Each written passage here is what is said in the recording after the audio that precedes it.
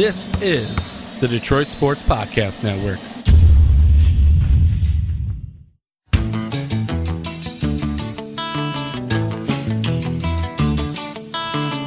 Young Jarek would love to take my order. Hi. He works at the coffee shop just up the street. Morning. He's happy and annoying with a smirk the size of Texas. He's my coffee enemy. Would you like a mochaccino? Or perhaps a cappuccino? Or maybe a frappuccino? Said Jarek wearing the chinos. All I really want is a cup of coffee. So strong the spoon stands up, just a cup of coffee. All I really want is a cup of coffee. Give me a friggin' cup of coffee, Jarek. Oh, yes, this is the Discovery Channel. Is this the gentleman who was on Finding Bigfoot? Yes, sir. All right, here we go. We're doing a follow-up television series about the people who were so ridiculous the first time, who believe in that nonsense. We want to get you on a 10-day adventure in the middle of the woods with a fake Bigfoot so you guys can get all hard and crap and masturbate to this fake Bigfoot. Are you in? Well, you know, that's a hard decision to make. Yeah, hard will be the correct word that you want to use here. Because this Bigfoot will get you hard. Nah, you know. What do you mean, nah? What? Nah. Huh? What? Nah. No. What? Nah. Nah. I just Bigfoot is scarier, sexier, bigger, longer, daddier than any Bigfoot you've ever believed you've ever seen. Sorry. Well, I'll put it this way. I'm on Clinton Highway right now. If you really want to do this, why don't you meet me out here? We'll do it. Okay. I'll come out there. Where you at? Where you at, kid? Where you at? I'm a kid, huh? I'm in the middle of the you woods right now. We're not in the middle of the woods, you fucking moron. At me right now. There's a wolf coming at me. I'm not even scared. You know, there's a wolf. Yeah, I'll put it this way. I'm not real sure how you got my number. You weirdo. Bigfoot doesn't exist. How do you know? One last thing to say to you. Yeah, the price is wrong, bitch. See you later.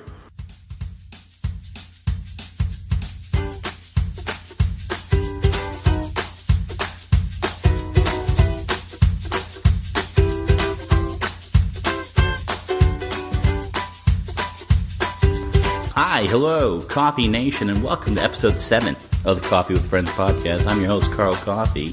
With me is co-host Tim Anderson. How are you, Tim? I'm doing well. How are you, Carl? Good. Listen, co-host. We're trying something new. 2 co-hosts.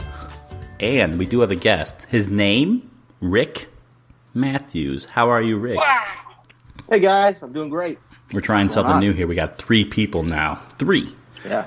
Listen, the Coffee with Friends podcast is a member of 2 networks. Overtime Sports Network. Check them out at otsportsnetwork.com or on Twitter at _OTSN. And the Detroit Sports Podcast Network. Rick, Tim, you can check them out at DetroitSportsPodcast.com or at Twitter at Detroit Podcast. All right. As always, let's just go through the topics, Tim. We got Stump the Expert. We tried it out last week. I was able to stump you. We have an 8-1 Thanksgiving side dishes. I'm hungry already. 60-second challenge. We're gonna have Rick call someone, and he can only use Michael Scott quotes. We'll see if he can do it for 60 seconds. And then our main topic, because this is a sports podcast. Rick, did you know that? I'm aware. This topic is Golden Age of the NBA, but not here in what are those things? Parentheses. Yeah, I've had a lot of Sky vodka. Sorry in advance. I might mess up words that are easy. Hey, cheers. You know, it's been a long, thirsty Thursday. But I got Tim Anderson. You know, I had a loyal listener tell me you should add a co-host because adding a third person will just make things better. More voices. The podcast has been ending kind of short. I kind of want to make the shows 30 to 40 minutes, and I've been struggling with that. And with another voice, that's fine. So the co-hosts will probably be people that I've already talked to. Tim will probably be one of the co-hosts, maybe Hollister, who knows. Anyways, so we have a lot to talk about, and this is the first show where we talk about the NBA because, Rick, that's your bread and butter, correct? That's my thing. That's pretty much my only thing, but I love the NBA, that's for sure. And we're going to talk about the NBA and the Pistons because it's a Detroit sports podcast, kind of. I don't know.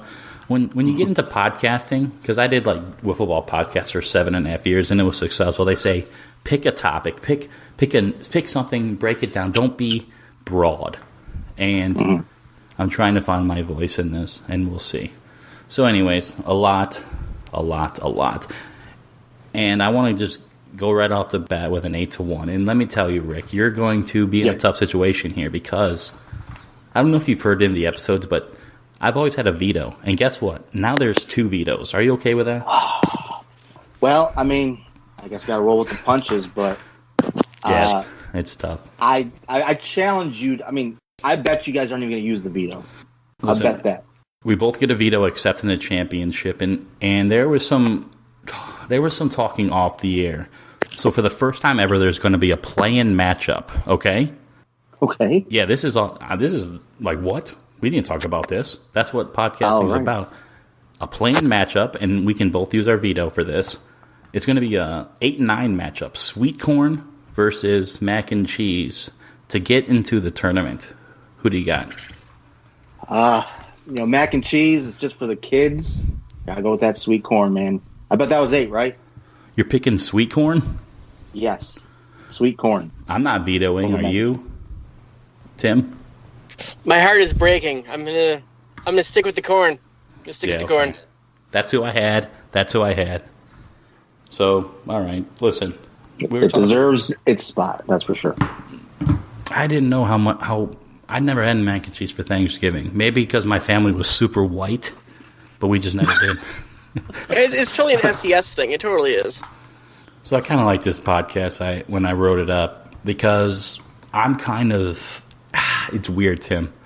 I'm kind of into the NBA because my goodness, if you like superstars, it's the league for you. Yeah, we already know it's going to be the Warriors again, but it's just they're doing everything right. And we finally have a guy on the show who likes the NBA, and he gave me his Stump the Expert topic, and it was 2005 NBA Finals. Tim, do you remember that NBA Finals? I do, Carl, yes. Me too. So they win the year before. They get back the next year, and they play the Spurs, and they look stupid the first 2 games. They lose their blowouts, and then they win the next 2, and then everyone knows Game 5. They somehow win 1 in San Antonio, and then they lose Game 7. So heartbreaker. So this is called Stump the Expert. And remember last episode, Tim? I stumped you with your... You did. I only got 1. Strange topic. What do you mean you got 1? Yeah, I got John Lynch. Oh, yeah, that thing. Okay. Are you ready? Are you ready, Rick? I think so. I mean, I'm a little nervous, but I'm going to go for it. So there were 7 games. So how many times did a team score over 100 points? Please don't have Wikipedia open. Be honest. I do not. All right. I'll give you 10 seconds. What do you got? I mean, how many times did a team score over 100 points, Rick Matthews? So that's 14 chances to score 100 points, right? Yeah. So 1 through 14. Games. 1 through 14, or 0. I think it only happened maybe once in the entire series. You locking in? I'm going to lock in 1 time. What's your game? You don't have to answer. 6, the Pistons? What's that? Am I wrong? No, I mean, right? you got it right. It was once. And looking at these scores, it's like, I can't believe this was... No, it was I can't believe this was... And that was the thing, is like they kind of... the 2 top defensive teams for the previous year or 2. No. And that's why it's such a, pigeonholed, such a... only we, like, Detroit fans, but then, like, pure basketball fans really loved that series, but nobody else did because there was no superstars in it. But I do. It was just a beautiful thing to watch. That's for sure. When I went to have a chuckle, I'll look at like the 04 Pistons and some of the scores, like against the Pacers, and they would win games like 70 to like 59. And that's they kind of hung their hat on keeping it like 20 points or less per quarter. It was ridiculous. And, it's unheard of. And that's what they did it.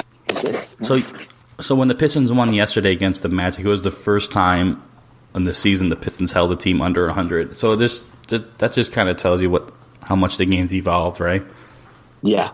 I mean, just in that the 10-plus year span, 14 years. But I mean, that's the Steph Curry effect, and that's like the metrics, and it just doesn't make sense to play, two 7-footers just bullying each other in the middle. It's how many threes can you make in a game, because it just makes sense.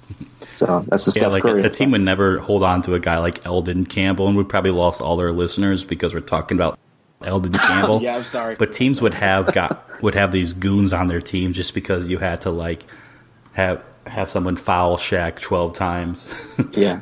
And the Jason Maxiels of the world, if you will. So yeah, the Pistons scored 102 points in Game 4. The first four games of that series, if you remember, were just blowouts. 2 for the Spurs, 2 for the Pistons. And it didn't seem like the two defensive teams. It was like, oh, okay, this isn't the kind of the matchup that we all thought. But then Game 5 just kind of changed it, and that was the Pistons lost. That's one of the greatest basketball games I've ever watched in my life. Yeah, Game 5, even though it was an OT, they didn't even score in 100 that game, either team. Yeah. All right, cool. You stumped me. And that sounded like a guess. You might have been slow rolling me, but it sounded like a guess out of your ass. Well, I mean, like I said, the Pistons, they hung their hat on keeping teams under 20 points a quarter. So they didn't care about scoring 100 points, because the other team definitely wasn't. Was that a guess, or did you know and you just played it off like you? I knew it was low. It was 1 or 2. Wow. Couldn't have been more than a couple. You're slow rolling me, man. The 2005 NBA final. I mean, that season was a pivot. I mean, that's pretty much where I became a basketball fan. Was coming out of the 2004 season, and 2005 Pistons were just a fun team to watch, and I was locked in from then on. I just love basketball, man. So, Rick, what was the highlight of your day? I didn't have to use my AK. No, I don't know. I mean, it's pretty lame. My wife said that she wanted Chinese food for dinner. We had Chinese food for dinner. Oh, it was beautiful. That's a win right there. I love it. So we have Rick Matthews on with my co-host Tim Anderson. We're talking a lot of NBA, but we have the 8-1 floating topic, Thanksgiving side dishes. Sweet corn won the play-in matchup against mac and cheese. And is this racist to say, but if you were black, yes, mac and cheese probably would have won, right? If you have to ask, it is. If you have to ask, the answer is yes. Okay, sorry. No. No, like I said, I mean, we have mac and cheese at the table at my parents' house, but I mean, once the kids started showing up, my nieces and nephews, it was like, you got to eat something, so put that mac and cheese out there. So we have a fun show. Yes, I've had mac and cheese on the table. We have a fun show today, and Rick, are you familiar with the Throne of Awesome? Yes, I am familiar, and I have. Tim is sitting in it right now. But yeah. So yeah, after 4 months, I am. In fact, it's not at all my Chevy Cruze. No, it is a Throne of Awesome. After 4 months, we ended and we rewarded the person in the Throne of Awesome. And right now, Tim is in it. He wasn't successful his first time, but then he got in, and he had a pretty good 60-second challenge last week. Tim, what did you do? You bartered for a hoverboard? I did. I tried to trade my He-Men that don't actually have their swords anymore for a hoverboard. Yeah, it was pretty good. And then his first time, he called an Arby's only using the slogans. That was my favorite. I don't think Tim did a great job with it, but it was one of my favorite ones. That was rough. I enjoyed listening to that one. I love that one. I wrote him the script, and he still butchered it. I was like, how can you butcher this? I wrote it out for you. I like him, though. I like Tim. He's a good guy. All right. I shorthanded it on a piece of paper. No, you're fine. I mean, listen. Tim gets the show. He gets this show. Few people do. Like I said earlier, this show has no direction, but people still listen. Anyways, so let's knock out a matchup or two before we do the 60-second challenge. And all right. Listen, we're probably gonna know the outcome here, but these are two staples. You're always gonna have stuffing, or some people call dressing because they're idiots. Mm-hmm. And then you're gonna have a roll or a biscuit or a croissant. So just who do you got? Or who do you got? What do you got? This has to be the 1A. It has to be, because stuffing is the easy in. There's no bones about it. Rolls are fine, but honestly, I think that just kind of takes up space. Yes. I eat a roll if I just feel like I haven't had enough and I just want to top it off. But gotta get that stuffing. Yeah, you don't go over one roll for Thanksgiving because it just stuffs you up, and it's a waste. And listen, and as we're going through this, I'm realizing there's 2 vetoes, and if Tim was to veto that, I could over veto him. Just to let you know, it's going to get nuts. But if Tim vetoes this, I'll knock him off this call because I have that power. Yeah. No veto, Tim, right? No veto, Tim? Yeah, I'm not vetoing. I hate both. I shouldn't kick you off the show for that statement. Let's do another first-round matchup before we talk about this 60-second challenge. Gravy versus cranberry sauce. Weird matchup here. These are kind of things you put on top of things. I don't know. I've never, one of these things I hate, but I had to include it. So what do you got, Rick Matthews? I think we might be on the same page there because now, of course, I'm not scooping gravy by the spoonful in my mouth, but it is the quintessential accoutrement. You need gravy, and I've never eaten cranberry sauce because I think it's just obnoxious. It's a little weird. Awesome. Take it off the plate. I had to include it. I had to, but yeah, it's obnoxious. It's a staple. I hate it. And my dad liked it, so my mom had it there for him. But oh my gosh, I mean, Tim, are you the kind of moron that eats cranberry sauce? I lived in southern New Jersey for 5 years, as you know, Carl. What the hell does that mean? And I lived in the cranberry bogs, in the area where they're at for ocean spray. I have stories for you when we get off of this. We're not going to listen to that. It sounds boring. No, it's kind of terrifying, actually. So you're not vetoing? Nope, I'm not. Nope. Look at that, Rick. We got 2 matchups down and no veto yet. Well, I think we're about to get in the thick of it, though. We'll see. So, Rick, there's something cool about you. You're actually a boss, right? I am a boss. That's right. A boss like Michael Scott. And let me tell you something. When I was, no joke, in 2008, I was living in South Florida, and I applied for a Craigslist ad to be a middle school science teacher at a private school. And it said, bachelor's degree is all we need. Not a teaching degree, bachelor's degree. I could talk my way into anything. I nailed the interview. I got the job, right? And it didn't go well. I no longer teach for obvious reasons. But I've always, I didn't even watch the show back then. I just kind of acted like him. That was just kind of like my personality. I kind of acted like Michael Scott. That's true. Yeah. And you've known me since 7th grade. And then I watched the show later in life. I got into the show in 2010. But, so you're a boss, and you've kind of posted on social media that you're, people, they put your stuff in Jell-O, if I'm not mistaken. Yeah. Long story short, my nephew got me the world's best boss, the Michael Scott Cup. And just like at the end of the first episode, a couple days later, they put it in orange Jell-O and left it on my desk. So it was great. That is awesome. I'm cool with the prank. So what kind of boss are you? I always thought, similar to you, I thought I would be a Michael Scott, charming oaf, but inspiring his whatever. I realize I'm more of a Dwight Schrute. I'm kind of an a-hole. Wow. Kind of like things my own way, and I shout a lot. I'm more of a Dwight Schrute, though, honestly. I mean, that's okay. And we're going to call someone. And this 60-second challenge, this will help your case for the Throne of Awesome. And I don't know if you care to be in the throne. It's kind of cool. You'll get a prize after 4 months. You can take your wife out to dinner, or you can just buy comic books or something. I don't know. Oh, fair. So on my own dime, I assume. But listen, you'll get money from the show, Thank you for calling Walgreens Hoy Kai. How can I help you? Hello.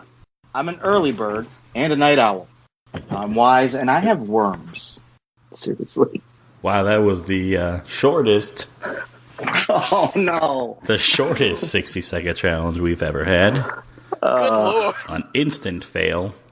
She's oh, my God. sensed us from the start. One Michael Scott quote. And she hung up, Rick. That does not look good for you. I failed. I feel like a failure. I had all kinds of. They were lined up, ready to go. My goodness. And I didn't even get a chance to get out. I didn't get out the gate. All right. I mean, I'm a good guy. Do you want to call someone else, or do you want to move on? I mean, I'll try it again. Hi, welcome to Wendy's. Hi. Oh, I'm sorry. Sometimes I'll start a sentence and I don't even know where it's going. I just hope I find it along the way. Sorry. Okay. So, make friends first. Make sales second. I think she's gone. Damn, dude. I thought I had it worked out. Man, this sounds like me dating me. in high school. Just Wow, Rick. no. I mean, you ready to move on?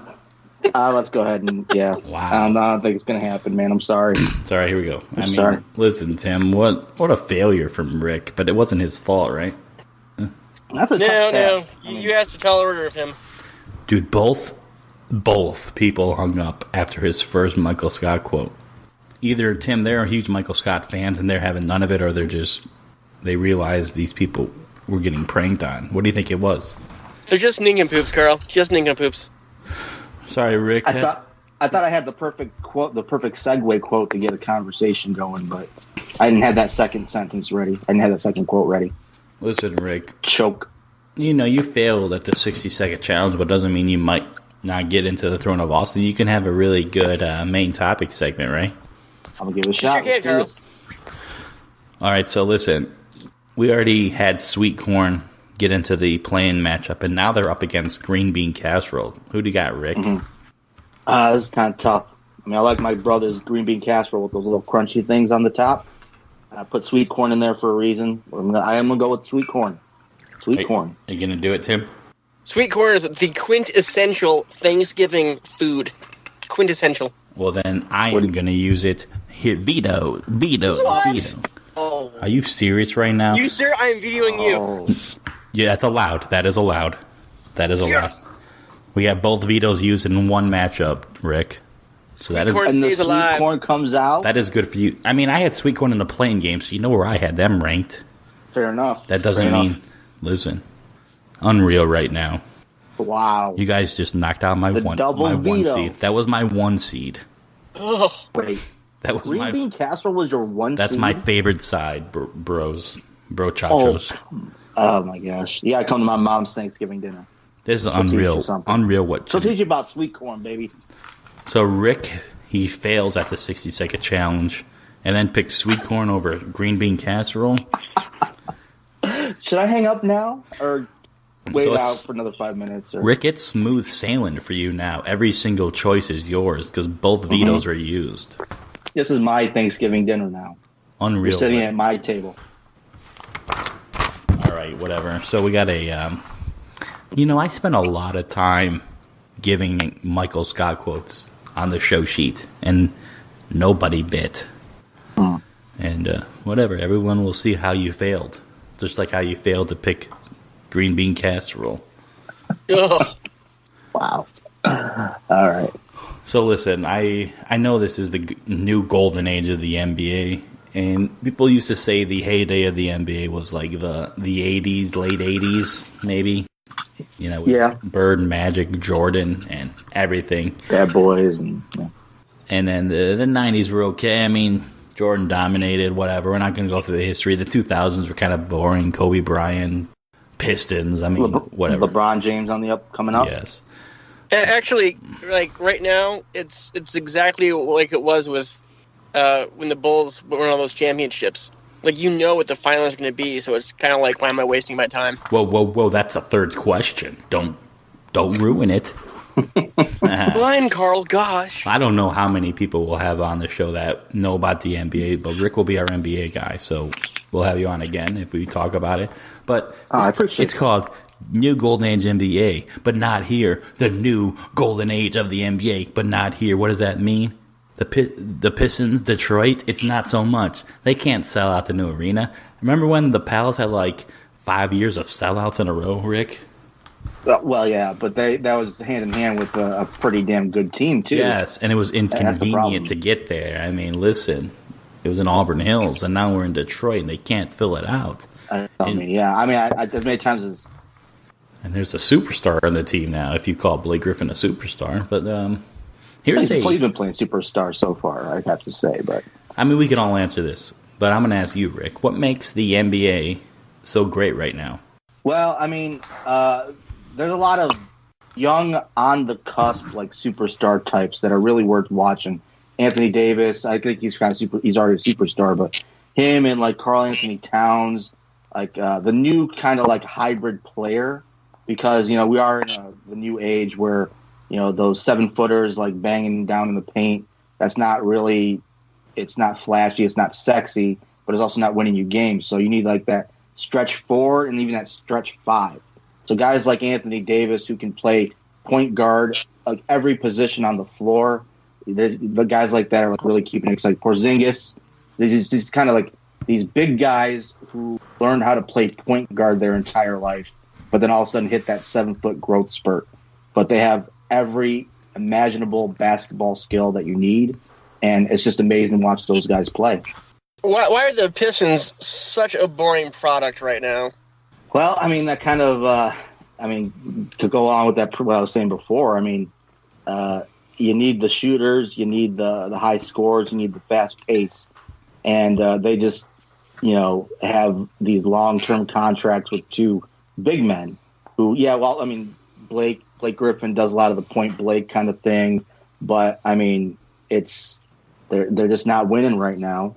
And they've been on the cusp for a long time. They never kind of broke past where they were. They're just going to be a forever 8 seed, it seems like. The 7 teams above them are better. The 7 teams below them are worse. So there's like just no growth. No, it's just, I understand why it's not that interesting to watch, but I disagree. I mean, I think if people would actually sit their butts in the arena, I know it's like expensive tickets, but Blake Griffin and Andre Drummond are bringing that superstar caliber excitement. And I think it's time to jump back in. I think we're going to on the verge of some good things, I think. Listen. I'm going to go back when I was in 6th, 7th grade when Grant Hill was drafted. The Pistons weren't winning an NBA title then because the Bulls were in their heyday. But I feel like people still showed up to watch Grant Hill because he was exciting. And fans are smart. They realize the Pistons have no chance of winning the title. And when the Pistons had that amazing sellout streak, it's when they were in their title run. But anyways, I think they're just, there's no young superstar, and they're not going to win a title. That's why fans don't care. That's why it's a boring product, right? Well, I mean, and if it was maybe like 5 years ago and Blake Griffin came into town, it'd be a different story. But Bingo. I mean, we're just waiting for the shoe to drop and Blake's knees to blow out. He misses the entire season. Everybody's waiting for Blake to get hurt, and it's like now we have an inflated contract and a hurt superstar. But I don't know. I think it's still fun to watch Blake do his thing. And this is what I do on this podcast. I'll go NBA talk to mashed potatoes versus sweet potatoes. I'm not even kidding. That's what I do. That's the kind of show this is. This one's an easy one for me, too. My wife would disagree, but standard, good old-fashioned mashed potatoes. You got to pair with something with that gravy. We kept the gravy. So get the sweet potatoes off the table, please. We have a Final Four, and listen, Rick, it's all you till the end. Yeah. Because what a twist. What Tim did was outrageous. It's stuffing gravy, sweet corn, and mashed potatoes. And I have a question about the NBA. And I ask this. This is a personal question of mine because it's something I really am curious about. It's why I don't watch. I don't care. I watched some of the early games when the Pistons were like 3-4-0 because they were exciting. But anyways, can a league really be great when we already know it's going to be? Because it's going to be Warriors versus Celtics or Warriors versus Raptors. And if you disagree with that, you're wrong. Am I? I don't. What do you mean? You're right. Yeah. Okay. No, you're right. Yeah, you're right. So I mean, how can you enjoy a product where you already know it's going to be, it's going to be even Warriors versus one team or Warriors versus the next? I mean, come on, man. And then the Warriors are going to win in 5 games against either one.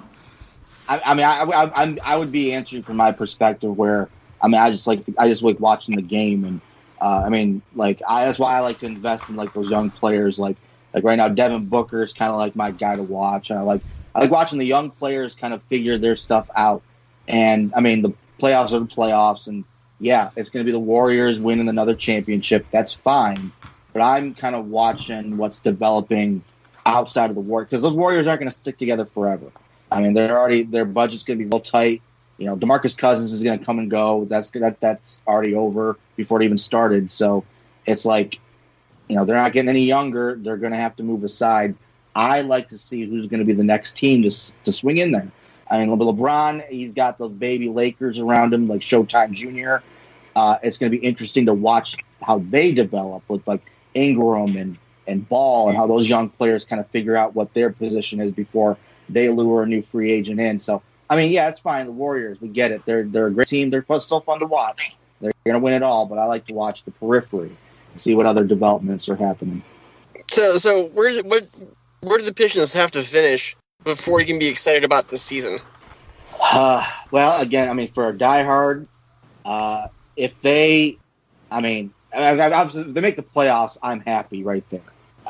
And the fact that they might be struggling, limping to an 8th seed, that might be an exciting finish right there. But I mean, if they can, and really, I think the field's wide open, honestly. Even though, like you say, Celtics or Raptors, and it's hard to disagree with that. I mean, if the Pistons can figure out their chemistry, maybe if they get somebody besides Reggie Jackson dribbling the ball up the court, if they can get like a 6th seed, then I think they have a chance to go pretty far. That'd be pretty cool to see. I heard a rumor that they're going to go hard after C.J. McCollum at the trade deadline, which doesn't make sense to me. That's just a rumor. I don't know, but someone like that could get them into that, 4, 5, 6 range, right?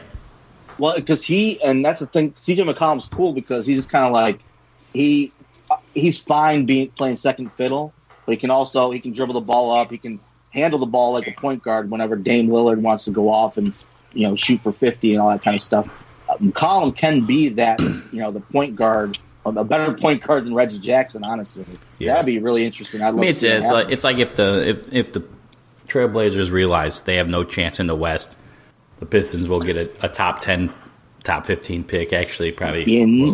Those Blazers can get sneaky, though. I mean, they're not going to, obviously, again, Warriors would get it, but I mean, they can put up a fight at least. I look at dorky blogs and stuff where people have obnoxious things like that. Probably won't happen. Don't see it.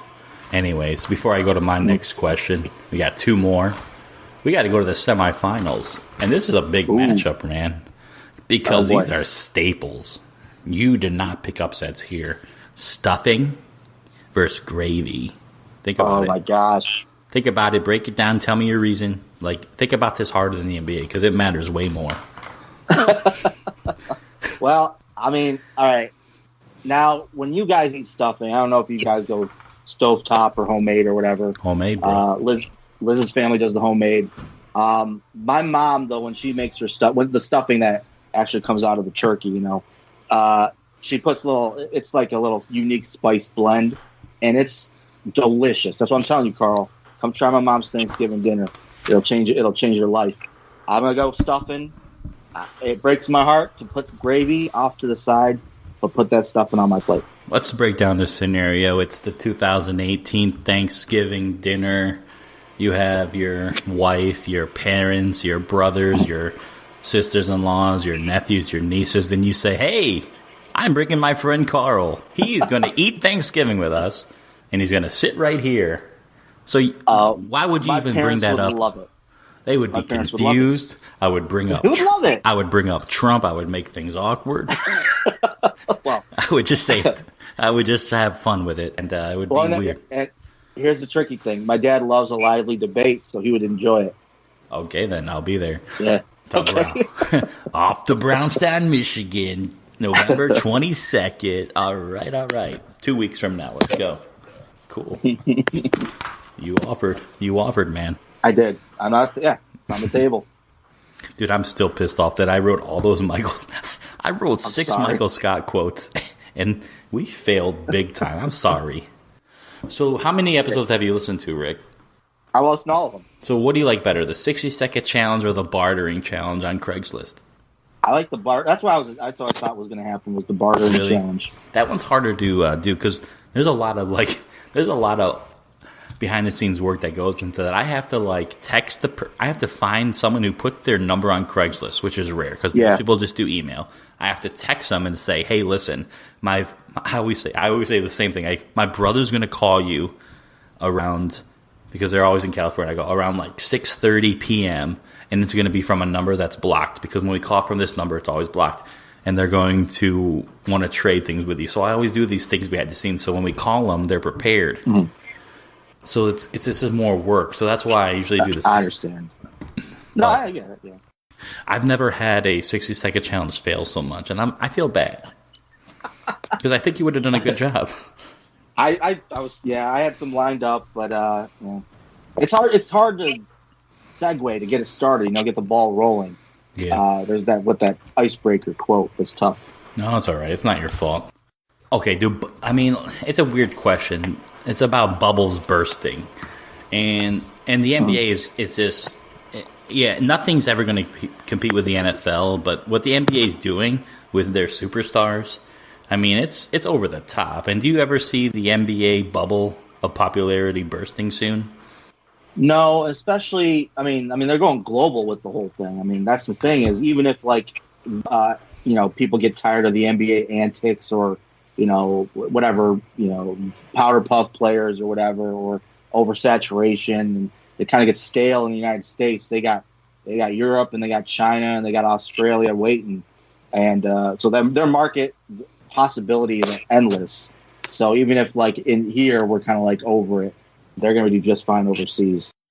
So Rick, outside of the Pistons, who do you watch? What teams? Well, and Carl knows I have this fantasy basketball league that I take a lot of pride in.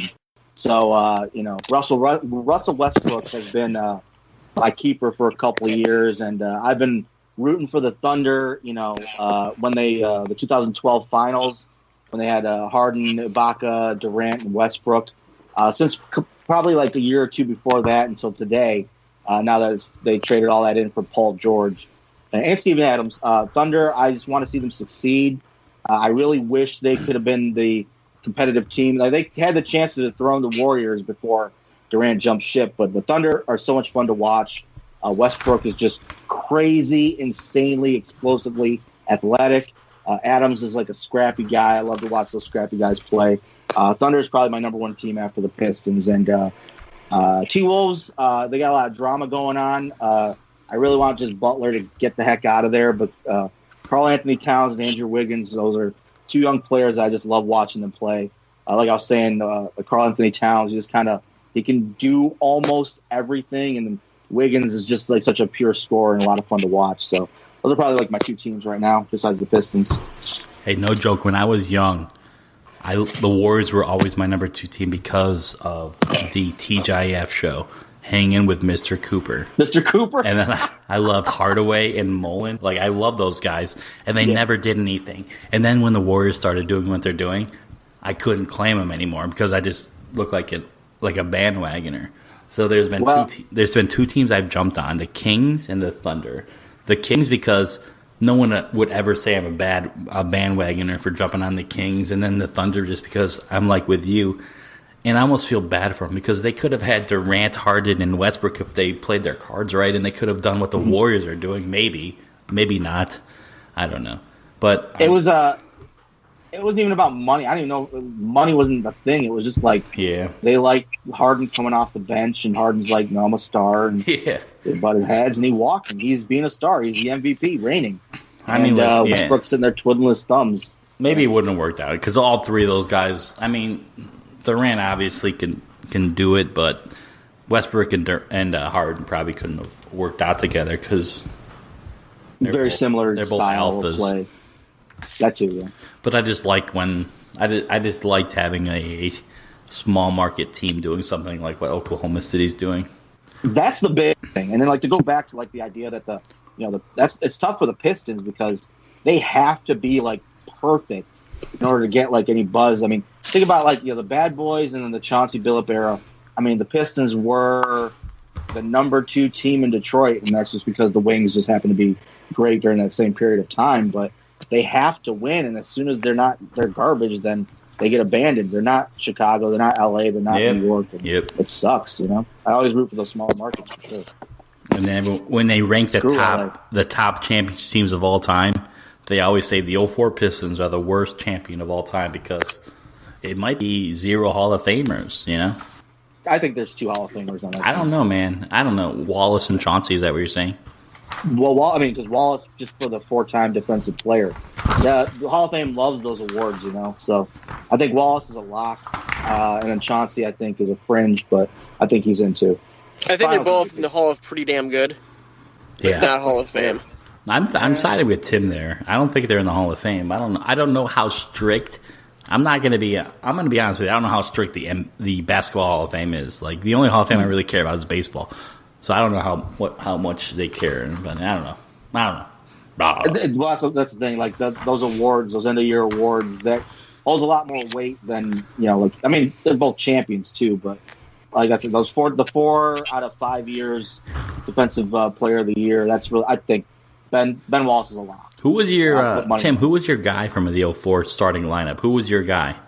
Because I was a Rip Hamilton guy. That was my guy. Everyone had a guy. Who was your guy, Tim? It'd been Ben. What about you, Rick? Chauncey. So we all had someone different.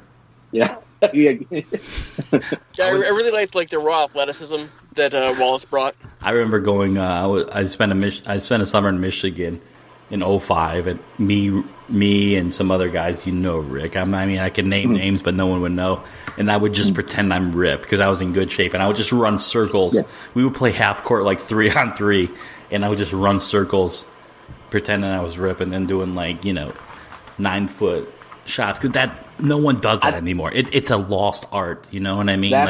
Nobody does what Rip Hamilton did, ever. No one does that anymore. Well, it's a stupid shot. Real quick side note: I think I might have played against you in a game or two during that time period right there. But that Rip Hamilton, Reggie Miller, kind of Ray Allen, another one. Yeah, the mid-range jumper, running off screens, just constantly in motion. That's a beautiful thing to watch right there. But yeah, Rip Hamilton is coming off every single screen on the floor, and it's hitting that mid-ranger. That was a beautiful thing. But no one does that. Mid-rangers are just the people don't want to shoot mid-range shots. It's considered such a low percentage shot because it's 2 points. Don't waste your time. Yeah, might as well just take a step back and. I was so into Rip Hamilton. I got into his regimen. He would run a mile as soon as he woke up on the treadmill. Just a mile on the treadmill. That's another thing is the kind of the Iron Men and those guys that Westbrook. I think is another one of those guys. But it's they just don't get tired and just constantly running and bumping and hitting. Boom, boom. It's beautiful. So yeah, we had a show that didn't end early, and we still have some matchups in this 8-1. So I thank you, Rick. Listen, I kind of overdid it. The show might run a little long, but that's okay because my shows have been ending early. So we have. Hey, if you're gonna be talking about basketball, it's gonna be hard to stop me. So when we do NBA, you will be my guest. I want to have frequent guests. If something happens in the NBA, we're going to have a segment where we do our own drafts for the top 12 players. Before they're announced. Oh, okay. Doesn't that sound cool? Yeah. Before the 12 All-Stars are announced because they're doing that live on TV? Yes. No, wait, 24. I'm sorry. 24. We're going to do our own draft of 24 players before they're announced. I am so into that. That will be fun. That will be fun. Yeah. And Tim can help me or whatever. I don't even know if he's still there. You still there, Tim? I am. Yeah. Tim the asshole who vetoed me with sweet corn. Listen, it's green beans, mushroom soup, and then those onion. What are those things called? Onion straws. What? That was my 1 seed, and you assholes knocked them out. So, you know what? We don't make it with mushrooms, cream of mushroom, because I hate mushrooms. Whatever. Where the hell are you guys from? We do cream of chicken. Well, who cares? Just pick sweet corn versus mashed potatoes. Man, our Thanksgivings are totally different. What do you... Tim, yeah. Let Rick pick. You guys piss me off. I'm sorry. Are we doing the... Yeah, pick it. Sweet corn versus mashed potatoes. Which is pretty good mixed together, but pick one. That's true. And I'm sorry that I let sweet corn beat green bean casserole just to get eliminated here, but mashed potatoes have to go to the final. No, that's your choice. And what are you talking about, Tim, you asshole? What are you talking about? My Thanksgivings are nothing like your Thanksgivings. Well, when I at mean, all. what, you don't eat green bean casserole? No. That was like my number one. Or dressing. That's my number one side dish. I don't eat 6 of the 8 things you had listed. Well, That's crazy. yeah, that's crazy. Yeah, I know, right? But yeah. Well, I understand. the show is. Green bean casserole is... Yeah, I mean, it's called Coffee with Friends, not Anderson with assholes, right? Jeez. Stay tuned for that one. No, I'm just kidding. You know, my computer's about to die because it's been a long show, so we're gonna. I mean, we'll do Throne of Awesome right now before we go to the finals. I can't do it, Rick. I can't put you there. Tim's gonna stay there, but I mean, we've been doing this show for just a little over a month. There's a lot of time, and you'll be on again because I think you did a great job. You had a bad luck with the callers, and I like the challenge. I'm going to do it again, and we'll just have to find someone who will pick up and be more patient. Yeah. So Tim, you're still maybe Hawaii. Yeah, Hawaii is not down for that. Tim, you're still in the throne. How do you feel? Like an asshole. So Tim, I'll ask you. Who would you pick? And don't say a word, Tim. I mean, Rick. This is for Tim. Stuffing versus mashed potatoes. What would you pick? Mashed potatoes. Why? It could be. It's versatile. It is the point forward of food. Okay, and Rick. You can mix stuff in it. You can eat it by itself. Rick, you're what matters. I mean, stuffing beat rolls. Stuffing beat gravy. Mashed potatoes beat sweet potatoes, and then beat sweet corn, with you assholes. Beat green bean seriously. Like what? How do your parents make green bean casserole? How is it different? Well, yeah, just the base of it. I mean, I like green bean. I like green bean casserole. I've never had it. That out there. What do you mean you didn't? What do you even? I've never had it. What kind of Thanksgiving do you celebrate? Northeastern American Thanksgivings. No, you celebrate it wrong. It's just 3 ingredients, man. Pilgrim. Like where my family's from is like 100 miles from Plymouth Rock. Well, you did it wrong. It's green beans. It's mushroom soup, and it's those things. Onion things. I've never had those things. Ever. Dude, I'm so wasted. I can't even hold my show sheet. So we got. It's green. It's bean. It's casserole, baby. This might be the worst or best show ever. So I've been enjoying it. I'll tell you that. So I mean, Tim, I should have asked you. You're my co-host, and I'm keep forgetting I have a co-host. So would you put Rick in the Throne of Awesome? Yeah, no, he definitely deserves to come back, Carl. Well, that's not what you're supposed to say, because I said he wasn't. So I mean, you're just. Oh well. I just re-vetoed you. So what should I do? This is the double veto. Rick, what should I do? Should I put you in it? You know what? You got to do it. Go with your first instinct. I'm not going to twist your arm. I'm not going to put you in it, but I'm going to have you on. That's I mean, fair. it's 4 months worth of shows. That's what we're going to do. You know, the winner gets, a gift card to Applebee's or something like that. But we got one. My pick is stuffing, by the way. Stuffing versus mashed potatoes? It's stuffing. I'm going with stuffing. Stuffing is my 2 seed. That's my 2 seed, and it's a good choice. It's a good choice. I'm sorry. And we can't veto it, so it wins. It wins. That's right. You guys are right up your ass over sweet corn, even though you poop it out and you realize, I had corn. There it is. I say that all the time. I don't eating corn. When you pee asparagus, you're like, I had asparagus, and then you poop corn, you're like, I had corn. But I mean, stuffing. I'd rather have stuffing over turkey. Fuck you. Fuck you, Rick. I'm about to go eat now. Sorry, man. I'm just mad right now. Anyways, so Rick, anything you want to say? You want to ask us a question? You want to plug anything? I wish I had something to plug, but hey, go watch some basketball. How about that? Go watch the Pistons. If you're in the Detroit area, go buy a ticket. It's a lot of fun. Rick Matthews, he's a true NBA fan. Tim, did you have fun co-hosting, or were you kind of just like lost? No, I always have fun, Carl. If I didn't have fun, I wouldn't be here. That's true. I mean, it's I had a frequent It's an early podcast. We haven't done a lot of episodes, but someone said, you know what, you should have had a third voice, and I agreed to it. So, I mean, Tim, you're going to be my co-host unless I can find someone else. But hey, I'll tell you, that this dynamic was good. I really enjoyed it. It worked out pretty well, I think. I did too. Yeah. Because I'm looking at my sky, and there's not much left. Cheers. So, I mean, Rick Matthews, my friend since 7th grade, and for Tim Anderson, Tim, any last words? Like epitaph last words or... Oh, boy. Nope, that's it. That's all you have to say. I'm Carl Coffey, and we'll talk to you next time for episode 8 when we talk about God knows what. See you!